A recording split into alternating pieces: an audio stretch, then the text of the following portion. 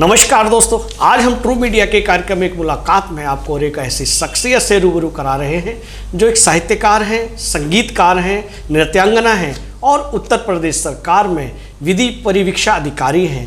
आप हैं डॉक्टर निशा रावत जी। डॉक्टर निशा जी, true media के कार्यक्रम में मुलाकात में आपका स्वागत है। धन्यवाद प्रजापति जी, बहुत बहुत धन्यवाद। डॉक्टर निशा जी, हम प्रश्नों की ओर चलते हैं। जैसा कि आपने संगीत में पीएचडी की है और एक नृत्यांगना है, उसके बावजूद आप उत्तर प्रदेश सरकार में एक विधि परिवीक्षा अधिकारी हैं। ये सफ़र कैसे तय किया आपने, ये हमारे दर्शकों को साझा करें। जैसा कि सभी जानते हैं कि हर परिवार के बच्चे के पीछे उसके माता पिता, उसके परिवार का बहुत बड़ा एक हाथ होता है जी। और मेरा परिवार एक व्यावसायिक परिवार रहा। हालांकि संगीत से कोई तालमेल नहीं रहा, क्योंकि संगीत एक ऐसी सुंदर विधा है कि हम अक्सर देखते हैं कि कहीं ना कहीं घरानेदार चलते हैं, या तो पिताजी घरानेदार हो या माताजी घरानेदार संगीत से जुड़े हो, या संगीत का ही पूरा एक वातावरण चला रहा है। पर मेरे साथ ऐसा नहीं था। मेरे परिवार एक व्यावसायिक परिवार है, लेकिन उसमें अगर मुझे संगीत की कला का जो एक छोटा सा एक गुण आया है, वो माँ सरस्वती की का आशीर्वाद है। उनकी बहुत बड़ा कृपा है कि मुझे ये उनके आशीर्वाद से मुझे ये चीज़ प्राप्त हुई। और विधि में आने का के लिए कि आप कभी दोबारा मुझसे साक्षात्कार करेंगे तो मैं ज़रूर आपको विस्तृत बताऊंगी, क्योंकि इसके पीछे एक बहुत बड़ी लंबी कहानी है जी।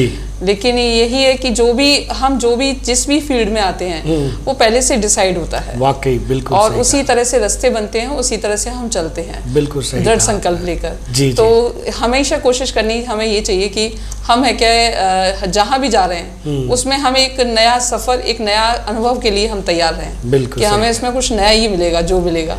जी जी। तो ये मेरा रहा सफ़र। और संगीत से जुड़ना एक गॉड गिफ्ट है, एक माँ सरस्वती का गॉड गिफ्ट के रूप में मुझे प्राप्त हुआ। और विधि में आना एक सामाजिक रूप है। वाह वाह वाह वाह वाह वाह। निशा जी, आप बहुत भाग्यशाली हैं कि आपके परिवार में कोई संगीतकार या नृत्यकार नहीं है और आप इस क्षेत्र में आपने ख्याति प्राप्त की है। पीएचडी भी की है आपने। हाँ जी, मैंने पीएचडी किया है जी। और डीलिट मेरा वाइवा रह गया है, डीलिट मेरा कंप्लीट हो गया है जी। और नेट में क्वालिफाइड हूँ इसमें। और आपको मैं जानकर खुशी भी होगी कि मैं अपने पूरे हाथरस ब्रज क्षेत्र में पहली संगीत में पीएचडी हो। क्या बात है, बधाइयाँ बधाइयाँ, बड़े गौरव की बात है। वाह वाह। ये मेरे परिवार के लिए और मेरे लिए बहुत सौभाग्य की बिल्कुल बहुत बड़ी उपलब्धि है। आपने हाथरस जंक्शन, हाथरस क्षेत्र का नाम रोशन किया है जी। आगे बढ़ते हैं निशा जी प्रश्नों की ओर। जैसा कि आप एक साहित्यकार हैं, नृत्यांगना हैं, संगीतकार हैं और एक उत्तर प्रदेश सरकार में आप विधि परिवीक्षा अधिकारी भी हैं, ये सारे, और एक माँ भी हैं, विशेष बात यह है। तो ये सारा तालमेल आप कैसे बिठा लेती हैं, ये भी हमारे दर्शकों को साझा करें। सारा ये सब चीज़ें देखिए कहीं ना कहीं हम जो आती है एक परिवार से आती हैं जी। और मैंने अक्सर अपने पिताजी को देखा, वो बहुत कर्मठ और बहुत ज़्यादा अनुशासन से चलने वाले व्यक्ति रहे जी। और समय के साथ चलने वाले रहे। और मेरे पिताजी का ये चीज़ मुझे शुरू से ही प्रभावित करती रही कि हर चीज़ को समय से चलना, हर चीज़ को समय से बांधना। जैसे ही उनसे मेहनत भी उनसे ही सीखी, लगन भी उनसे सीखी, और सबसे ज़्यादा अनुशासन भी मैंने अपने फादर से ही सीखा। वाह वाह। और वो उनका जो एक शब्द कहना था कि समय के साथ चलो जी, तो आप कभी हारोगे नहीं। और वो समय को ही मैंने एक अपना हथियार बनाया। और उसी जैसे अब आप जानते हैं कि जब करना है सब कुछ, तो ये सब कैसे होता है ये तो गॉड नोज वेरी वेल। लेकिन हाँ, ये है कि बस समय से सब कुछ हो जाता है। बिल्कुल सही कहा आपने। हम आपके माता पिता को प्रणाम करते हैं जिनके अनुशासन से आप इस मुकाम तक पहुंचे हैं, आपने मुकाम हासिल किया है। पूरे हाथरस की धरा को प्रणाम करते हैं हम कि आपने नाम रोशन किया है एक महिला होने के नाते। हम प्रश्नों को आगे बढ़ाते हैं निशा जी। जैसा कि आप एक संगीतकार हैं, संगीत की शिक्षा के दौरान और या संगीत में आपने पीएचडी की है उस दौरान कोई ऐसा संस्मरण हो जो साझा करने लायक हो, हमारे दर्शकों को साझा करें। संगीत का सफ़र जब शुरू करा था तो मेरी शुरुआत संगीत की जो हुई थी, मुझे भी नहीं पता था कि कोई कला मेरे अंदर आ रही है जी। मेरी एक बंगाली गुरु थी और मुझे वो 8th क्लास में मैं जब थी तब मुझे पढ़ाती थी और वो तभी उन्होंने स्कूल ज्वाइन किया था जी। और जागृति शर्मा उनका नाम था। तो वो उन्होंने बस मुझे एकदम, मैं पीछे बैठी रहती थी, मुझे आपको एक वाक्य बता दूं कि ऐसा वक्त था कि मैं किसी भी चीज को, कुछ ऐसी चीज मेरे अंदर थी जो मुझे आगे आने के लिए रोकती थी। तो अक्सर मैं ज्यादातर जो बच्चे कमजोर होते हैं शिक्षा में वो पीछे बैठते हैं। मैं सबसे पीछे बैठती थी, मैं कभी आगे आने की कोशिश नहीं करती थी। जी जी जी। और उन्होंने पता नहीं वो उस समय उनका माँ सरस्वती का ही दृष्टि थी क्या थी, उन्होंने मुझे पहली बार आगे बुलाया और सबसे पहले गवाया और उन्होंने सबसे पहला ही शब्द कहा कि तुम्हें पता है तुम्हारे अंदर एक कितना बड़ा कला चल रही है, उस कला को पहचानो और आगे से कभी पीछे नहीं बैठना और हमेशा अब आगे ही बैठना और आगे ही चलना। वाह वाह। तो वो शब्द ऐसा मेरे उसमें गया कि मैंने उस दिन के बाद से पीछे मुड़ के नहीं देखा। वाह वाह वाह। और बाकी जो ऐसे भी आए, ऐसे भी कई गुरु, ऐसे भी कई लोग जीवन में उतार चढ़ाव तो आते रहते हैं, लेकिन हमें उन उतार चढ़ावों से मैंने सीखा बहुत। दो चीज होती है, एक सकारात्मक और एक नकारात्मक। मेरा शायद ये अच्छा प्लस पॉइंट रहा कि मैंने हर चीज को सकारात्मक लिया।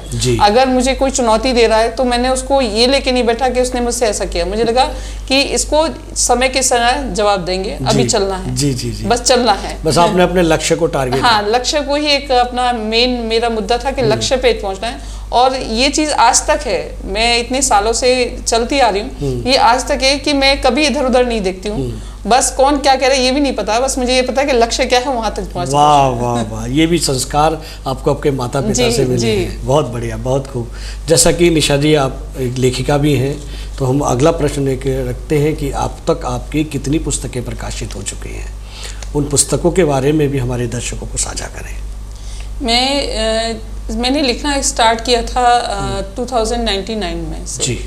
मेरी पहली किताब थी। उस समय मैं संगीत में नेट की तैयारी कर रही थी और उस समय ये नेट परीक्षा उस समय बहुत हाई लेवल की होती थी जी। निकालना एक बहुत बड़ा चैलेंज होता था बच्चे के लिए। तो मैंने ये देखा था कि उस समय संगीत की पुस्तकें नहीं थी कंपटीशन की तैयारी करने के लिए जी। और उस समय ये भी प्रचलन था कि आप अगर भारतीय संगीत से जुड़े हैं तो आपको अगर भारतीय संगीत वाले हैं तो आपको कर्नाटक का भी संगीत करना पड़ेगा, रविंद्र संगीत भी करना पड़ेगा, पाश्चात्य संगीत भी करना पड़ेगा, जो कि एक अलग अलग विधाएं हैं। तो उस समय वो जब सिलेबस में था तो बहुत कठिनाई आई है उस समय मुझे पढ़ने में, क्योंकि मुझे किताबें नहीं मिलती थी जी। तो उस समय मैंने अपने नोट्स तैयार करे, मुझे ये लगा कि ये किताब में मेरे द्वारा अगर ये किताब छप के आएगी तो ये आने वाले विद्यार्थियों के लिए बहुत लाभान्वित होगी। वाह वाह। और मैंने जितना अपना जो मेहनत थी, जितना मैंने गूढ़ रहस्य जितने थे या टेक्निकल पॉइंट्स जो थे वो सब मैंने उस किताब में डाले। और मेरी पहली प्रकाशित हुई किताब दिल्ली से प्रकाशित हुई थी, संजय प्रकाशन के यहाँ से।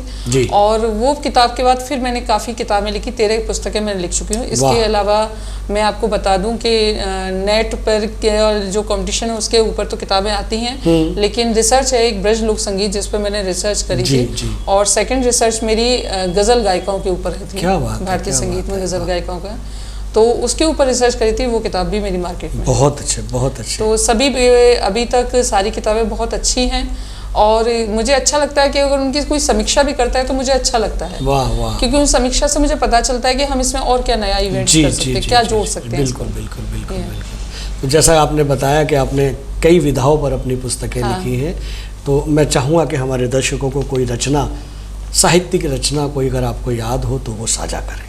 साहित्यिक रचना में मैं एक चीज़ आपसे कहूँगी, एक शुरू से मतलब इस शब्द को कहते हुए शायद मुझे 13-14 साल हो गए, वो मैं सबके लिए कहती हूँ, हर बच्चे के लिए, हर बड़े के लिए, कि थक कर बैठ जाओ आप, थक कर बैठ जाओ आप, ये हमें मंजूर नहीं। वाह। थक कर बैठ जाओ आप, ये हमें मंजूर नहीं, मानो मंजिल हमसे दूर है पर हम मंजिल से दूर। वाह वाह वाह वाह। बहुत खूब, बहुत खूब, बहुत खूब। आपने तो कम शब्दों में बहुत बड़ी बात कह दी, गूढ़ बात कह दी आपने। तो निशा जी आगे बढ़ते हैं हम। जैसा कि कुछ सूत्रों से हमें पता लगा है कि आपने कुछ बच्चों को, कुछ छात्रों को गोद लिया हुआ है, इस बारे में भी कुछ हमारे दर्शकों को साझा करें। देखिए, इसमें जो भी हर व्यक्ति कर सकता है जी। ये एक निशा ही नहीं, सब कर सकते हैं जी। लेकिन इस करने के लिए एक अंदर उस चीज पे उस महसूस करना बहुत जरूरी होता है जी जी जी जी। जब महसूस करेंगे तो आप उस काम को कर लेंगे। बिल्कुल बिल्कुल। सही तो जब मैंने ये बच्चे 5 बच्चे मैंने टोटल गोद ले रखे हैं और उन बच्चों का भरण पोषण मैं ही कर रही हूँ पिछले 6-7 साल हो गए।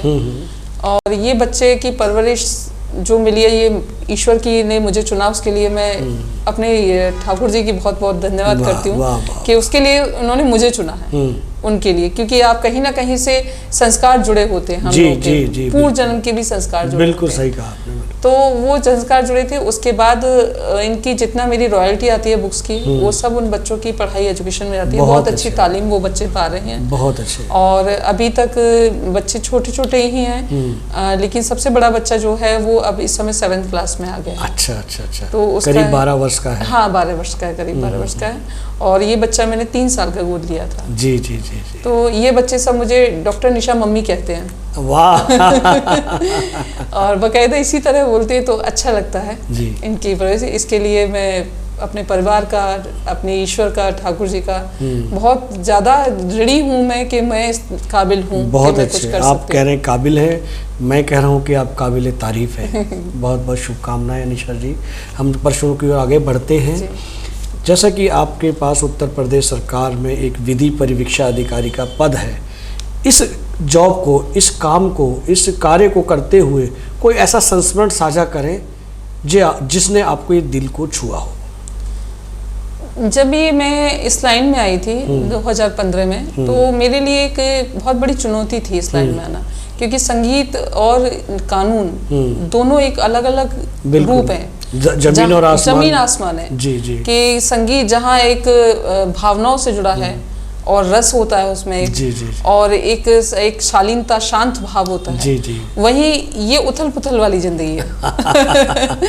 तो मेरे लिए चुनौती तो होती है, लेकिन मुझे अच्छा ये लगा उसमें कि इसके लिए जब मैं पहली बार संप्रेषण गृह में गई तो एक महसूस हुआ अंदर से कि इतने छोटे छोटे बच्चे कैसे क्यों आ जाते हैं इस अपराध में, इनका क्या दोष होता है, क्योंकि बच्चे एक अबोध ही तो होता है। बिल्कुल बिल्कुल। तो उसके लिए मुझे अंदर से ये था कि मैं इनको जानूं, इनको समझूं कि ये आते क्यों हैं यहाँ तक, वजह क्या है। उस वजह की वजह से बहुत सारी चीजें निकल के आई, कई सारी चीजें निकल के आई, जिसमें सबसे मेन जो चीज थी जो मैं आपको बता दूं, वो कहीं ना कहीं परिवार का बच्चे से बात ना करना जी, और दूसरा मोबाइल, और तीसरा शिक्षा जी। ये 3 मेन पहलू हैं जी। इस 3 मेन पहलू में हम मानते हैं कि सभी माँ बाप की आर्थिक स्थिति अच्छी नहीं होती जी। हम ये भी मानते हैं कि सभी माँ बाप शिक्षित नहीं होते, लेकिन माँ बाप को बच्चों को सुनना चाहिए। बिल्कुल। उससे बहुत सारी चीजें निकल के आती हैं। जैसा आप जानते हैं आजकल आधुनिक कितना दौर चल रहा है कि मोबाइल बहुत एक ऐसी चीज हो गई जिसे खाना जरूरी नहीं है पर मोबाइल जरूरी है। बिल्कुल। अगर खाना भी बच्चे खा रहे हैं तो मोबाइल पेरेंट्स मोबाइल दे देते हैं और खा लेते हैं। वो कहीं ना कहीं मैं समझती हूँ स्टार्टिंग गलत है। मानसिक रूप से जो बच्चे का डेवलपमेंट हो रहा है वहाँ नुकसान हो रहा है। उनको नहीं पता साइड इफेक्ट क्या है इसका, और वो इसी की वजह थी। देखिए इसमें कुछ ऐसे टचवुड है कि ऐसे बच्चे हैं जो 2015 से लेके जब से मैंने संप्रेषण गृह का और इन सब बच्चों का सारा देखा है, अभी तक कोई भी मेरे द्वारा मैं समझती हूँ कोई भी बच्चा, जितने बच्चों की काउंसलिंग की है, कोई दोबारा से रिपीट नहीं हुआ है किसी भी जेल में। और ये मेरा लक्ष्य भी यही रहता है। मैं बहुत सारे ऐसे मेरे से सीनियर्स भी मुझसे कहते हैं, बहुत सारे लोग भी कहते हैं कि इतना दिल से मत सोचा करो, ये चीज कुर्सी पे बैठ के इतना दिल से नहीं सोचा करो। और मैं ये कहती हूँ कि अगर दिल से नहीं सोचूंगी तो समझ कैसे पाऊंगी मैं। बिल्कुल सही कहा, बिल्कुल सही कहा। वहां तक पहुंचने के लिए दिल चाहिएगा मुझे। तो एक मातृत्व भाव लेते हुए, एक बड़ी सिस्टर का भाव लेते हुए जब मैं उनको सुनती हूँ तो उनको सकारात्मक काउंसलिंग करती हूँ। फिर उनका मेरा लक्ष्य होता है कि बच्चा अगर पढ़ा है और वो थोड़ा भटक गया है रास्ते से, तो उसको किसी नौकरी पे या किसी रोजगार से उसको जोड़ देना, जिससे उसको ये पता चल सके कि क्राइम एक लाइन नहीं है, इससे भी बहुत बड़ी दुनिया। बहुत अच्छे, बहुत बढ़िया, बहुत बढ़िया। और ऐसे आपको जान के खुशी होगी, इस तरह मैंने कम से कम तकरीबन अभी आज की तारीख में 12-13 बच्चे ऐसे हैं जो एक अच्छे रोजगार पा रहे हैं। वाह वाह, और जो मुझसे आज भी जुड़े हैं। बहुत बढ़िया, बहुत बढ़िया, बहुत बढ़िया। निशा जी, हम चलते चलते एक अंतिम प्रश्न आपसे करते हैं कि आप ट्रू मीडिया चैनल के माध्यम से ट्रू मीडिया के दर्शकों को क्या संदेश देना चाहते हैं? सबसे अच्छा खूबसूरत प्रश्न कराया आपने मुझसे।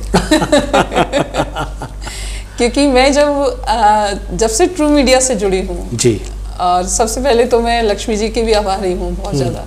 हालांकि वो इस दुनिया में नहीं है। बहुत अफसोस है जी। कि अगर वो मुझे उस समय ये पत्रिका नहीं देती मेरे हाथ में, ट्रू मीडिया, तो मैं ट्रू मीडिया को शायद नहीं जान पाती। बिल्कुल सही कहा आपने। और वहाँ से मुझे एक रास्ता फिर मिला, और मैं जिस दिन से जुड़ी हूँ उस दिन से इतनी ज़्यादा, हालांकि मैं बहुत सकारात्मक व्यक्ति हूँ और बहुत यथार्थ में जीती हूँ, यथार्थवादी हूँ, तो लेकिन उस दिन से ऐसा हुआ है कि एकदम मेरा लाइफ का एक रुख चेंज हो गया है जी। और मैं वहाँ से यही सोचती आ रही हूँ जब से ट्रू मीडिया से जुड़ा है कि आगे का रास्ता जो मेरा लिम्का बुक में जाने का है, रिकॉर्ड बुक में, वो एक ट्रू मीडिया ने मुझे एक ऐसा प्लेटफॉर्म यहाँ लाके दिया है जी।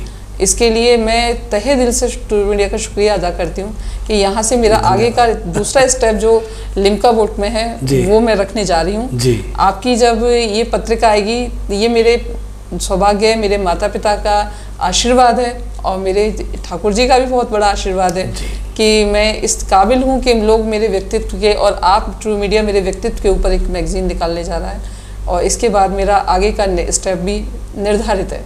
बहुत बहुत शुभकामनाएं निशा जी आपको, और आपने ट्रू मीडिया के कार्यक्रम में एक मुलाकात के लिए अपना बेशकीमती समय दिया, इसके लिए बहुत बहुत धन्यवाद। थैंक यू, धन्यवाद। अगर आप ये वीडियो YouTube पर देख रहे हैं तो हमारे चैनल को सब्सक्राइब करें और बेल आइकन को दबाना ना भूलें। अगर आप Facebook पर ये वीडियो देख रहे हैं तो हमारे पेज को लाइक करें।